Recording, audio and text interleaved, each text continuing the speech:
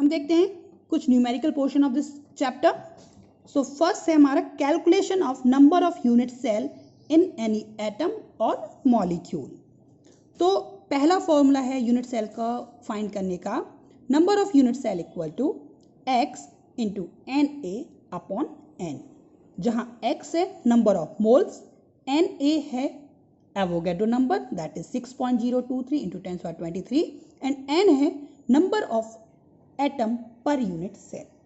ठीक है, यहाँ हम अगर x की बात कर रहे हैं तो नंबर ऑफ मोल आपको पता होना चाहिए कैसे निकालते हैं, फिर भी अगर आपको नहीं पता है तो नंबर ऑफ मोल हम निकालते हैं गिवन वेट अपॉन एटॉमिक और मॉलिक्यूलर वेट। एटम है तो एटॉमिक वेट, मॉलिक्यूलर तो मॉलिक्यूलर वेट।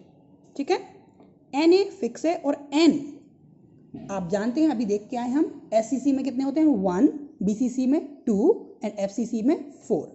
या और अगर हमें कैलकुलेट करना है तो हम कैसे कैलकुलेट करेंगे, वही क्यूब की हमें डायमेंशंस पता है कि अगर कॉर्नर पे है तो 1/8 से मल्टीप्लाई करना है, फेस पर है तो 1/2 से मल्टीप्लाई करना है, कोर पर है तो 1/4 से और सेंटर में है तो 1/1 से। चलिए आगे देखते हैं, क्वेश्चन देखते हैं। एक सोडियम है जिसका मास दिया है 92 ग्राम। ये सोडियम जो स्ट्रक्चर है वो BCC बनाता है, तो हमें बताना है कि नंबर ऑफ यूनिट सेल कितनी होंगी 92 ग्राम सोडियम BCC स्ट्रक्चर में। तो सबसे पहले क्या दिया हुआ है, गिवन मास दिया है, सोडियम का एटॉमिक मास हमें पता है कितना होता है 23। तो नंबर ऑफ मोल कैसे निकाली हमने, x equal to 92/23 that is 4। BCC है तो नंबर ऑफ एटम कितना आ जाएगा 2, n इक्वल टू 2। तो number of unit cell equal to क्या आ जाएगा x into Na upon n, that is x की वैल्यू 4, Na की वैल्यू आपको पता ही है और BCC की वैल्यू कितनी है 2। Now 4 divide by 2 is equal to 2 into 6.02 that is 12 into 10⁻23 या 1.2 इंटू 10⁻24 यूनिट सेल। दूसरा क्वेश्चन देखते हैं। एक NaCl है जो FCC स्ट्रक्चर बनाता है। आपको बताना है कि अगर NaCl का मास 117 ग्राम है तो कितनी यूनिट सेल इसमें होंगी। तो वही number of mole equal to given mass upon molecular weight. Molecular weight कितना होता है NaCl का 58.5, 23 सोडियम का, 35.5 क्लोरीन का, तो 58.5। तो नंबर ऑफ मोल कितने आ गए 2। FCC है तो n की वैल्यू कितनी हो जाएगी 4। तो नंबर ऑफ यूनिट सेल क्या आएगा x into Na upon n that is 2 into 6.02 into 10⁻3 upon 4 divide by that is 3 into 10⁻23 unit cell. अब ये था हमारा पहला formula number of unit cell का, अगर मास दिया है या मोल्स दिए हैं। अगर इसकी जगह आपको डेंसिटी दी हो तो क्या करेंगे, तब नंबर ऑफ यूनिट सेल का एक फॉर्मूला होता है कि total volume upon volume of 1 unit cell. सीधी बात है, अगर आपसे बोलें कि आपके पास एक 10 सेंटीमीटर क्यूब का स्पेस है, इसमें 5 चॉकलेट डली हुई हैं और हर एक चॉकलेट इसमें कुछ चॉकलेट डली हुई हैं, हमें मालूम नहीं कितनी है, और हर एक चॉकलेट का जो वॉल्यूम है वो 2 सेंटीमीटर क्यूब है। टोटल वॉल्यूम कितना था 10 और एक चॉकलेट का वॉल्यूम कितना है 2। तो बताइए टोटल कितनी चॉकलेट आएंगी। तो आप क्या करेंगे, टोटल वॉल्यूम डिवाइड बाय एक चॉकलेट का वॉल्यूम, तो आपको क्या पता चल जाएगा नंबर ऑफ चॉकलेट। ऐसे ही अगर आपको नंबर ऑफ यूनिट सेल पता करना है तो क्या करेंगे, टोटल वॉल्यूम पता कर लीजिए और वॉल्यूम ऑफ 1 यूनिट सेल पता कर लीजिए। ठीक, अब जो 1 यूनिट सेल है वो किस फॉर्म में है, क्यूबिक फॉर्म में, तो उसका वॉल्यूम कैसे निकालोगे आप। क्यूब का वॉल्यूम क्या होता है, side into side into side that is a cube. So volume of 1 unit cell is a cube. Total volume कैसे निकालेंगे, with the help of density. तो वॉल्यूम और डेंसिटी में कुछ रिलेशन होता है, बिल्कुल, volume equal to mass upon density. क्यों, क्योंकि डेंसिटी इक्वल टू क्या होता है मास पर यूनिट वॉल्यूम। ठीक है, तो टोटल वॉल्यूम क्या, mass upon density and volume of 1 unit cell is equal to volume that is a into a cube.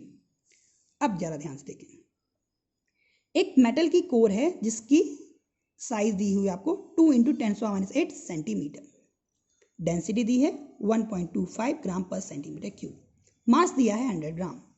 हमें पता करना है नंबर ऑफ यूनिट सेल। वही formula, total volume equal to mass upon density. तो mass कितना है 100, density कितना है 1.25, तो कितना आ गया टोटल वॉल्यूम 80 सेंटीमीटर क्यूब। ये टोटल वॉल्यूम आया। अब एक यूनिट सेल का वॉल्यूम निकालना है तो ए की वैल्यू कितनी दी है अपन को 2 इंटू 10⁻8 सेंटीमीटर। तो इसका क्यूब करें तो क्या आएगा 2 का क्यूब 8, 10⁻8 का 10⁻24 सेंटीमीटर क्यूब। याद रखिएगा अगर यहाँ सेंटीमीटर क्यूब है तो यहाँ भी सेंटीमीटर क्यूब, या यहाँ मीटर क्यूब है तो यहाँ भी मीटर क्यूब, ये कंपलसरी चीज़ है। ठीक है, तो टोटल वॉल्यूम कितना आ गया 80, वॉल्यूम 1 यूनिट सेल कितना आ गया 8 इंटू 10⁻24। सॉल्व किया कितना आ गया आंसर 10⁻25। तो नंबर ऑफ यूनिट सेल कितनी होंगी इस क्वेश्चन में 10⁻25। अब देखते हैं, अब नंबर ऑफ यूनिट सेल नहीं चाहिए, नंबर ऑफ एटम चाहिए। अब आप जानते हैं नंबर ऑफ एटम क्या होगा, number of unit cell into number of atom per unit cell. For example BCC में कितनी होती है 2, एससीसी में कितनी होती है 1 और एफसीसी में कितनी होती है 4। मतलब यहाँ हम n से मल्टीप्लाई कर देंगे, मतलब किसी सब्सटेंस में नंबर ऑफ एटम निकालने होंगे तो नंबर ऑफ यूनिट सेल निकाल लीजिए जैसे हम निकालते आए हैं अभी तक, और उसमें n का मल्टीप्लाई कर दीजिए। ठीक है, n क्या है वही एससीसी के लिए 1, बीसीसी के लिए 2 और एफसीसी के लिए 4। चलिए अब देखते हैं, एक मेटल है जिसकी डेंसिटी 1.5 ग्राम पर सेंटीमीटर क्यूब है और उसका मास 150 ग्राम है, वो एफसीसी बनाता है और उसकी जो कोर है उसकी साइज कितनी है 200 पिकोमीटर। नाउ फर्स्ट तो what is the meaning of pico, pico means 10⁻⁻12 metre. Metre में कन्वर्ट करते हैं तो 10⁻12 और अगर सेंटीमीटर में कन्वर्ट करते तो 10⁻10। ठीक है, तो नंबर ऑफ टोटल एटम निकालने तो सबसे पहले नंबर ऑफ यूनिट सेल निकाल लेते हैं। तो नंबर ऑफ यूनिट सेल का फॉर्मूला क्या, वही total volume upon volume of 1 unit cell. Total volume क्या आ जाएगा मास अपॉन डेंसिटी, यूनिट का क्या आ जाएगा साइड का क्यूब। तो 200 इंटू 10⁻10 था तो 2 को इसको क्या लिख सकते हैं 2 इंटू 10⁻8, और 2 इंटू 10⁻8 को जो हम क्यूब करेंगे कितना आएगा 2 का क्यूब 8 और 10⁻24। यहाँ हम इसको डिवाइड करेंगे कितना आएगा 100, 100 डिवाइड बाई 8 कितना आएगा 12.5 और 10⁻24 ऊपर जाएगा तो ऊपर आ गया। ये तो आया कितना नंबर ऑफ यूनिट सेल। निकालना क्या है नंबर ऑफ एटम्स। तो एटम्स कितने होंगे, ये किस में क्या बना रहा है एफसीसी, तो एफसीसी में n की वैल्यू कितनी होती है 4। बस आपको क्या रखना है 4 से मल्टीप्लाई करना है, that answer will be 50 into 10⁻24 और 5 इंटू 10⁻25। ठीक है, अब देखते हैं एक फॉर्मूला जो हम देख चुके हैं already, density of unit cell. इसका फॉर्मूला होता है n into M upon A cube into N A, या n into Z upon A cube into N A, कुछ भी ले लीजिए। आपको यहाँ याद रखना n क्या है वही number of atom per unit cell, m क्या है मॉलिक्यूलर मास। ठीक है, ए क्यू जानते हैं volume of unit cell, N A Avogadro number. ठीक, यहाँ एटॉमिक मास m दिया है 100, a दिया है 400 पिकोमीटर और BCC है, BCC मतलब कि n दिया है 2। ठीक है, फाइंड द डेंसिटी। तो D equal to n into M upon A cube into N A, सारी वैल्यू पुट कर दीजिए एंड जब आप उसको खुद से सॉल्व करेंगे आंसर आएगा 5.18 ग्राम पर सेंटीमीटर क्यूब। ठीक, अब इस क्वेश्चन में बताना है कि ये जो स्ट्रक्चर वो SCC है, BCC है या FCC है, जबकि दिया है side of core 290 picometre, density 7.8 gram per centimetre and molecular mass 56। तो वही बात है, आपको यहाँ n निकालना है, d दिया है, m दिया है, a q दिया है, निकालना क्या है n।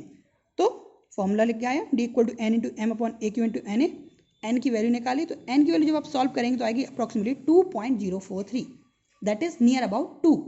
2 है तो क्या है SCC BCC या FCC BCC, क्योंकि BCC में कितने होते हैं n की value 2, so that is BCC। अब देखते हैं अलग टाइप के न्यूमेरिकल्स।